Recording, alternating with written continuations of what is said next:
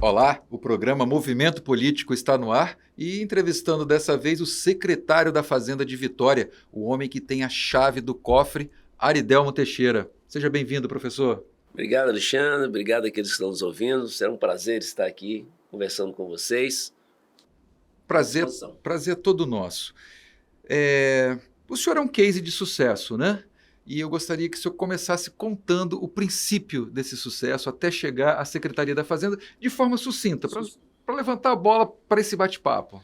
Olha, eu vim de uma família, vamos dizer assim, humilde financeiramente, né? Como eu falo, minha mãe e meu pai tinham muito amor, mas tinham pouco dinheiro. E isso foi suficiente, né? Que o amor juntado com o norte, as pessoas me perguntam, por que você é tão ficcionado em planejamento, em determinar a meta e ação? Porque foi isso que me trouxe de lá.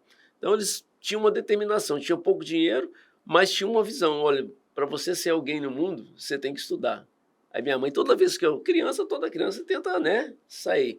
E ela falava assim, você tem dois destinos, ou você vai puxar carroça, ou você vai ser alguém na vida se você estudar. E esse processo, né, me dava muita liberdade, por isso que adoro a liberdade dos indivíduos. Então, eu comecei a empreender por necessidade, por baixa renda, ali com 9 anos, 10 anos. Né? Então, ali eu já senti o sabor de planejar, executar e fazer o seu próprio sustento, nunca depender de ninguém. Né? Então, minha dependência financeira, pode dizer assim, começou ali aos 9 anos catando lata. Né? Hoje é moda falar porque é ambientalmente correto, mas ali foi uma atividade econômica, né? Que eu, meu irmão e minha irmã, eu vi uma plaquinha dizendo assim, compra-se lata, eu saí correndo para casa, fui lá e falei assim, o cara está comprando lata, tem tanta lata espalhada aí. Então íamos para a escola, voltávamos, tinha que fazer o dever de casa, que naquela época, né, a Havaiana que funcionava. Então minha mãe trabalhava o dia inteiro fora, então ela saía cedinho e voltava de noite. Mas tinha as obrigações a fazer, quem fazia o almoço, quem lavava, quem cozinhava, né? A Havaiana que você fala é o tapa na bunda, né? Exatamente. Então, você podia fazer o que você quisesse com o seu tempo depois de terminar as atividades de casa. Então, eu tinha que chegar e terminar e botar o caderno em cima, assim, de uma mesinha, embaixo de uma Havaiana. Né? Ela chegava, a primeira coisa que ela fazia, se tivesse mal feito, eu conhecia a Havaiana com força, tinha que apagar tudo e fazer de novo. Então, eu fui ali cunhado, vamos dizer assim, no questão do trabalho, né? No estudo e trabalho. Então, o pessoal falou, tipo, mas você é ficcionado com educação, foi isso que me transformou. Trabalho, educação, plano, meta, né? E eu, Aridelmo é um cara de sucesso. Não, tem muito trabalho por trás disso. Né? Os empreendedores, quando eu dou entrevista, eu faço bate-papo com eles, né? Sempre foi só coisa positiva, não. O senhor acredita, dentro dessa história que o senhor narrou agora, o senhor acredita em meritocracia? Olha, a meritocracia não é um estado que você implanta. Ele é fruto de algumas decisões que a sociedade toma, aí sim você tem um ambiente para meritocracia. Porque as pessoas ficam batendo, vão fazer meritocracia no Brasil. Não é isso. É uma cultura. Né? Porque a meritocracia ela tem pressupostos, tipo, não pode ter nenhum tipo de discriminação de gênero, raça, todo mundo tem que ter a mesma largada, ou seja, uma educação pública de qualidade.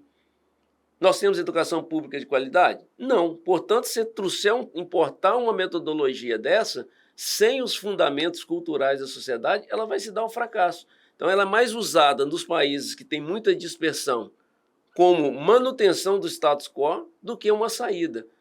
Então, para você chegar ao status de uma sociedade de mérito, ela tem que ter fundamentos muito sólidos. Então, como eu já citei você não pode ter discriminação, não pode ter quem indica. Por quê? O pressuposto da meritocracia é o talento que vale, não a sua filiação. Tem um caso muito interessante que em 1800 e alguma coisa, quando você entrar nas principais universidades europeias, o primeiro item da seleção era, sabe qual? Qual o nome do seu pai? Então, de acordo com o sobrenome da sua família, a sua vaga já estava garantida. Isso não é mérito, ok? Então, o mérito ele tem o pressuposto de que a habilidade natural do indivíduo será preservada, ou seja, o Estado vai garantir que as habilidades pessoais dele serão estimuladas, não pode ter nenhum tipo de discriminação por gênero, sexo, opção sexual, religiosa, não pode ter indicação, ok? E a oportunidade para todos via um processo de educação robusto. O senhor acabou de criticar a educação. a mesma crítica para a educação de Vitória, onde o senhor exerce o cargo de secretário? Sim, inclusive eu fui fazer essa manifestação, né, eu fiz essa expressão que a nossa educação do Brasil como um todo não é de Vitória.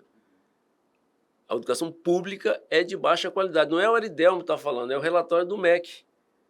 Tendo em vista que só 21% dos nossos jovens, os que terminam o ensino médio, que não são todos, é na fase de 70%, dos que terminam, apenas 21% estão alfabetizados em português. Só 11% estão alfabetizados em matemática. O teste PISA deixa isso claro. Exatamente. Né? O PISA, que é uma referência nacional, esse teste é interessante, pessoal, que ele pega jovens de 15 anos do mundo inteiro e aplica o teste e vê aonde esses jovens estão. Nós estamos lá na rabeira. Né? Aí quando você vem o Espírito Santo, Vitória, ou seja, nós temos 78 municípios. Vitória está em torno do 64º. E é o município que mais gasta por aluno. Ok? Então, assim, opa. Tem algo errado aí. Mas é o sistema como um todo. Você chega em Vitória, é um negócio, um case muito interessante. Você tem professores amplamente capacitados, ou seja, 100% dos professores, basicamente, quase 100% tem especialização, 8% tem mestrado, 1% tem doutorado, tem uma rede física boa. Agora acabamos de melhorar mais ainda. Cada aluno de 5º ao 9º ano vai receber um tablet com internet em casa. Cada professor vai receber um notebook com internet para levar para casa. Mas você pega todo esse conjunto e entrega essa qualidade de aprendizado. O que nós estamos falando? Por que existe uma escola? Qual é o primeiro elemento de uma escola? Ensinar. Garantir que o saber acumulado até aqui das gerações passadas serão transmitidas para gerações futuras. Isso se dá por meio da escola. Isso é educação. Se você não consegue alfabetizar nos 2 principais idiomas do mundo, que é a sua língua natal e a matemática, para que você compreenda a ciência, para que você compreenda a sociologia, a filosofia, a arte, você está falhando enquanto... Sim, professor, mas assim, um tiro, Beltrame, né, ex-secretário do Rio de Janeiro, de Segurança do Rio de Janeiro, dizia que um tiro em Copacabana é uma coisa, um tiro na Rocinha é outro. Quando falta um professor na rede pública de Vitória, lá em São Pedro, falta 1 mês, 2 meses até que se resolva. Quando falta na Praia do Canto, isso demora 2 dias no máximo a substituição desse professor. Há um apartheid dentro de Vitória? Há uma separação entre várias Vitórias que existem numa capital só? Olha, esse processo ele foi muito debatido na eleição passada. Inclusive o Pasolini, que foi a vertente vencedora, já dizia isso. Você tem uma vitória da Leitão da Silva para um lado e uma vitória da Leitão da Silva para o outro. O lema era paz e igualdade, ou seja, produzir esses elementos. Não, isso você não consegue consertar isso, mas nesse primeiro ano de gestão, no principal investimento da nossa gestão, 84 milhões, onde foi? Em São Pedro. Primeira escola a ser licitada, foi aonde? Em São Pedro. Segunda escola, em São Pedro. Okay? Então, para quê? Para fazer essa recuperação e garantir que passemos a ter uma única cidade. Porque esse é o papel de toda a cidade, ser única, ser unida, ter um bloco de cidade. Todos os munícipes têm que estar igualmente atendidos. Né? Então, esse processo já está sendo feito. Com essa urbanização agora de São Pedro, que é o maior projeto de investimento, são 84 milhões. E vai perder o posto de maior investimento para o segundo, que é em Santo Antônio. Eu não sei se os ouvintes conhecem, mas Vitória ainda tem uma área que alaga. Aonde é? Grande Santo Antônio. Ou seja, quando chove muito, não, quando a maré sobe. Então, já aprovamos na Comissão de Gastos agora, de investimento, um investimento de 141 milhões para acabar com esse processo. O que nós estamos fazendo? Recuperando aí anos de segregação, para buscar, além do plano, botar o plano em prática para que essa distância reduza o mais rápido possível. Secretário, o senhor falou em anos de descaso, mas na administração do petista João Coser, é dito e notório que ele tirou Vitória de costas para o mar e botou de frente. A gente desprezava as nossas orlas, está aí a orla de Maria Ortiz, né, que era tráfico de drogas e cadáver todo dia, foi remodelado, a própria orla ali de Santo Antônio. Enfim, houve um trabalho, o projeto Terra Mais Igual, que Luiz Paulo começou. Enfim, houve todo o plantio dessa semente. Todos esses investimentos que o senhor colocou agora em 1 ano e 3 meses também foram feitos, isso é claro. Só que São Pedro é uma violência endêmica. Quase todos os dias, Resistência, bairro Universitário, aquela orla ali em conflito nos principais jornais. O que está errado em São Pedro e que precisa mudar com tanta urgência, já que São Pedro é uma das maiores fornecedoras da mão de obra da Grande Vitória. Ali está o padeiro, ali está o motorista, ali está o motorista de Uber, enfim, não discriminando essas pessoas. Mas é lá que o aluguel dá para pagar. O que fazer? Onde tem violência, existe falta de esperança e expectativa. O principal elemento que conduz um jovem a sair da sua casa e arriscar a sua vida é a falta de perspectiva. Então, não adianta botar viatura só. A viatura, ela é a repressão quando já aconteceu a violência, né? Ela tem uma função de inibir a presença dela, inibe alguma coisa da violência, mas o que causa a violência, qual é o fator que impulsiona? É a falta de expectativa. E de onde vem essa falta de expectativa? Educação de baixa qualidade. Como que um jovem, terminando o ensino médio, se sente não sabendo ler? No século XXI. Quando ele olha para frente, ele não consegue nem encontrar oferta de emprego, porque ele não sabe ler. Então, essa falta de perspectiva acaba lavando uma portinha só de realização dos seus sonhos de jovem, né? Todo jovem tem uns sonhos parecidos, né? E quando você não tem oportunidade, você aberta a porta do quê? Opa, eu vejo meu pai dando um duro danado, trabalhando como você citou, e o rapaz ali dá uma voltinha, com uma semana ele ganha o que meu pai ganha num mês. Isso se ele não tiver uma outra perspectiva, um ambiente acolhedor, que lhe transmita expectativas de um futuro melhor, ele vai pegar esse caminho. Isso vem acontecendo na capital, pelo menos, na opinião do senhor. E falando da Grande Vitória, já que não sou eu que estou dizendo, são os números da CESP, 70%, 75% dos encarcerados são negros, moram na periferia e pobres. Como que a educação efetivamente pode mudar isso, professor? Por quê? Porque é justamente dessas regiões onde não se tem esperança.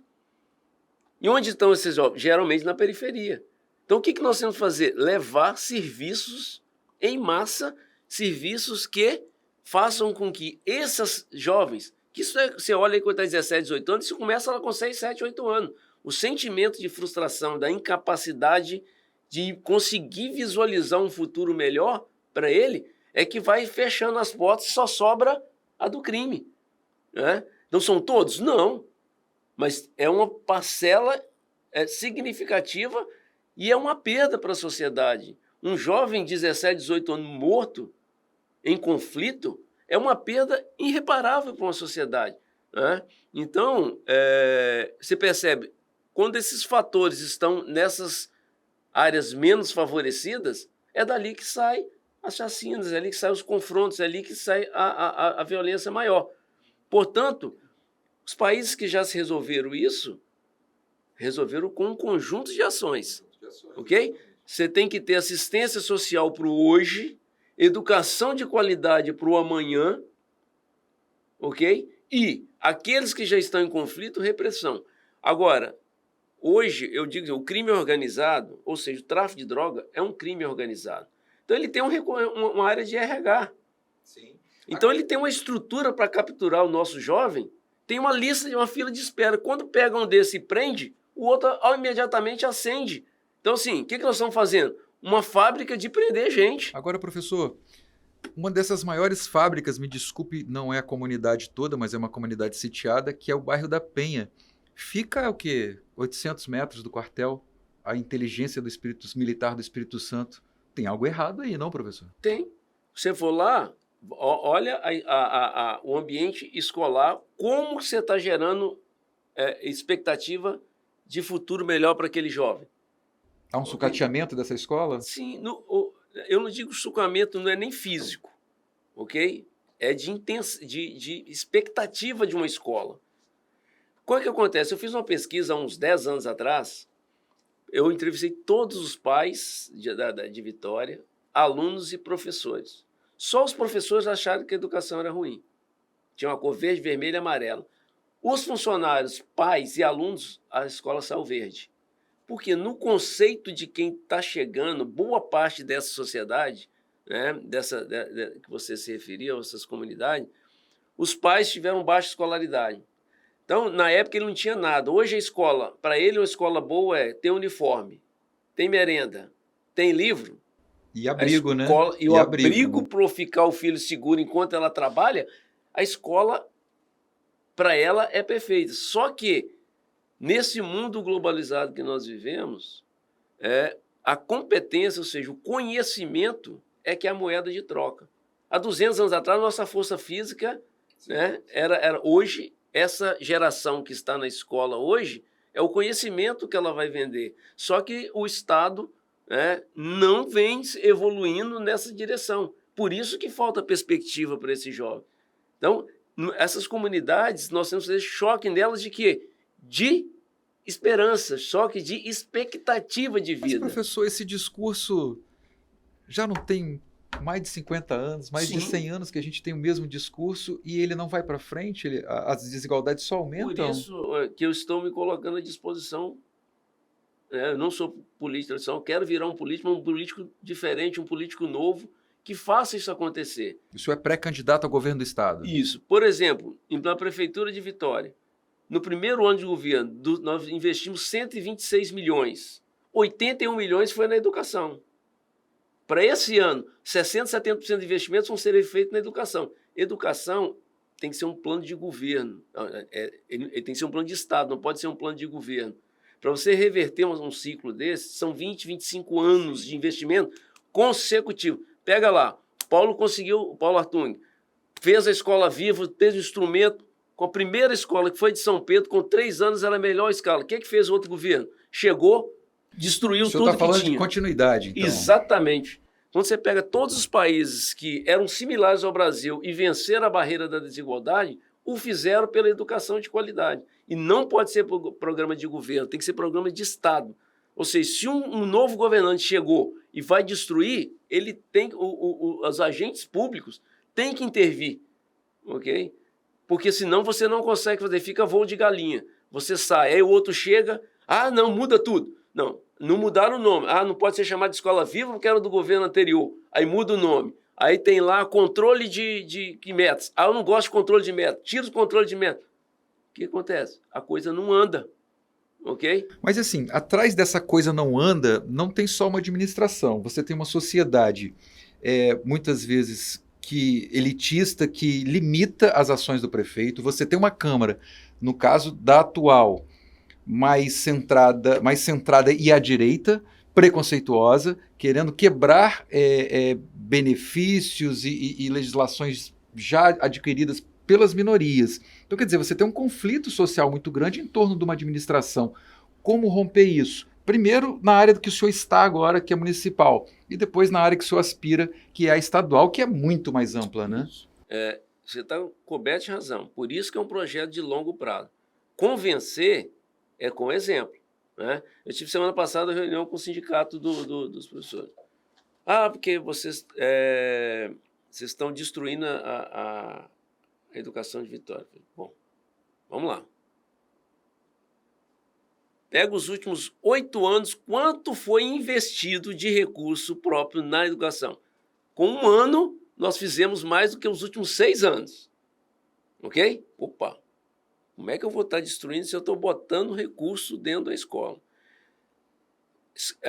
Para a criança aprender, o que ela tem que estar? Alimentada, ok? O que nós criamos? Merenda na hora que o aluno chega na escola às 7 horas da manhã. O aluno que chega 1 hora da tarde, merenda para ele, porque parte dessas crianças não tem alimentação em casa. Então, primeiro nós estamos cuidando. Computador para os alunos, computador para os professores. Reformamos 52 escolas das 102 no ano passado. Estamos climatizando todas elas. Lançamos mais 5 licitações para escolas novas. Até o final desse ano, temos 13 escolas novas em construção.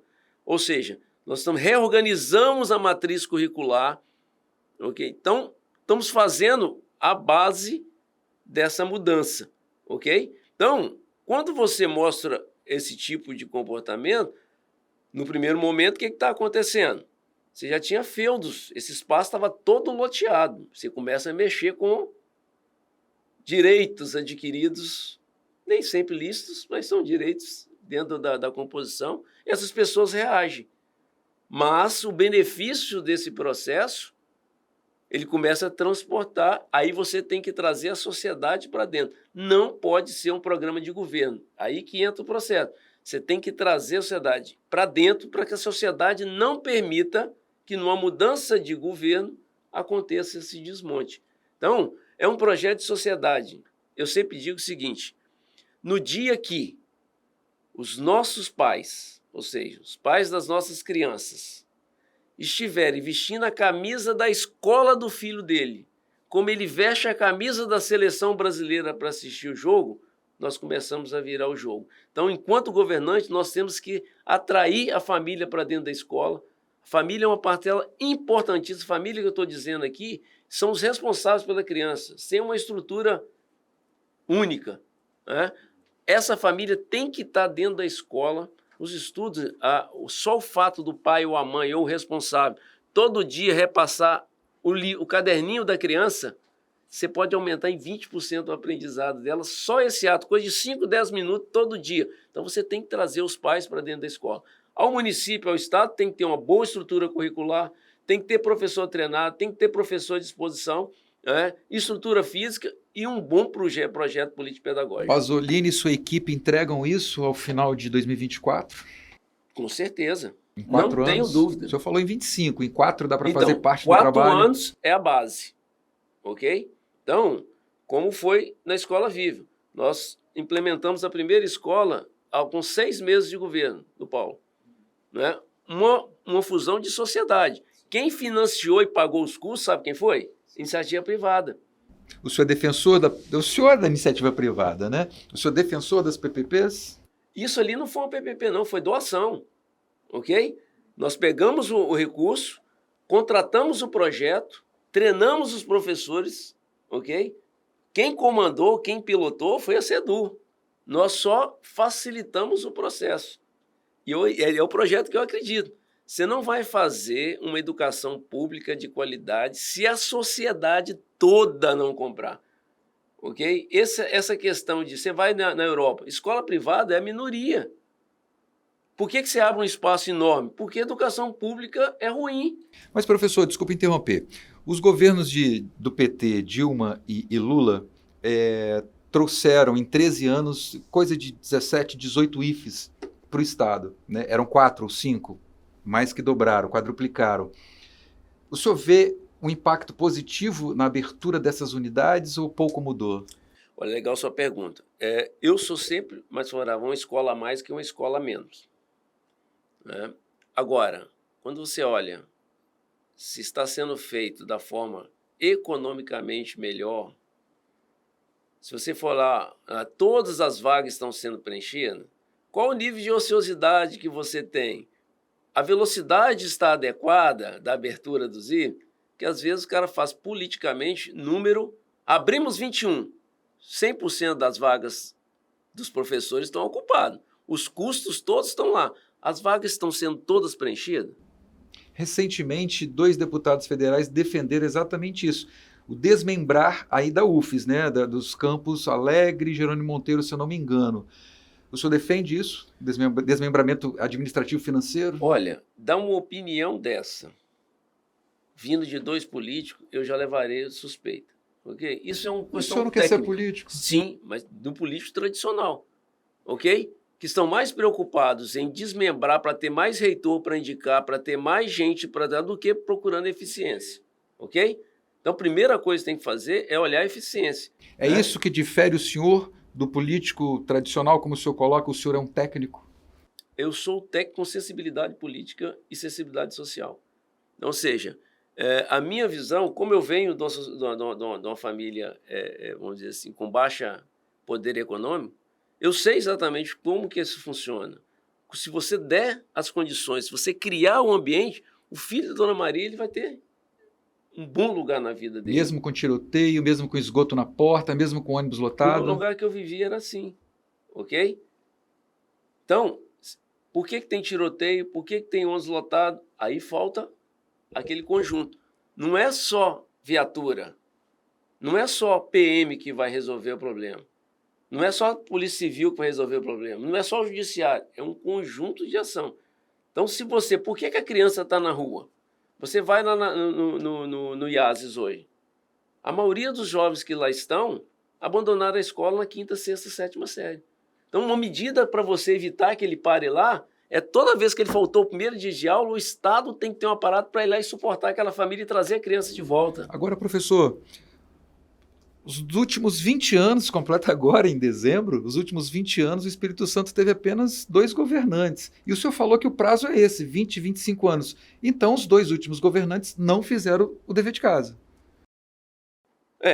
Se você pegar um espaço de 20 anos, não é só 20 anos. O Brasil não fez o serviço dele desde que ele foi descoberto, ok? Então não é uma questão de 20 anos. Na realidade, se você pegar Singapura, você pegar Coreia do Sul em 1982, era pior do que o Brasil, a educação. Hoje eles são ponta no mundo. Aí começaram a despontar com 2002, 2004, 2005. Então, ou seja, olha, ao tempo. Então, mas o que eu estou trazendo para você aqui? Eu quero fazer uma campanha para trazer a sociedade para esse ponto, que sozinho não vai, ok? Se a sociedade não estiver cobrando, não vai. Esse ano é um ano atípico, vamos dizer assim. O ano passado, cada pandemia, começamos o ano achando que o ano ia rodar redondo. Aí veio a Ômicron. Essa semana nós estávamos com 600 professores afastados com atestado. Esse mês de março chegou a 600 professores. Não tem estrutura. Na rede municipal? Na rede municipal. Então, assim, você olha assim, companhia aérea não conseguiu voar, hotel não conseguiu funcionar, empresa, banco fechou, agência. Por quê?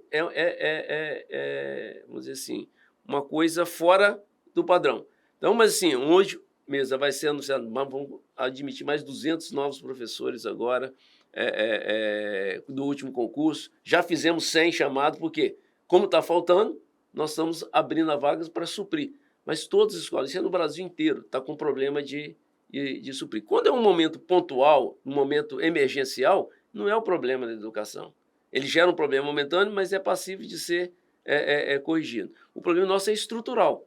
Como a sociedade não valoriza, nós ainda estamos naquela parte do patrimonialismo, quem indica quem, esse elemento é que nos atrapalha não botar foco na solução dos nossos problemas, está na qualidade da educação. Então, esse, para mim, é o ponto fundamental. Se der educação para as pessoas, der saúde, elas têm capacidade de se autossustentar. O movimento político conversou com o professor, empresário, secretário da Fazenda, Aridelmo Teixeira. Obrigado. Eu que agradeço. Obrigado, gente.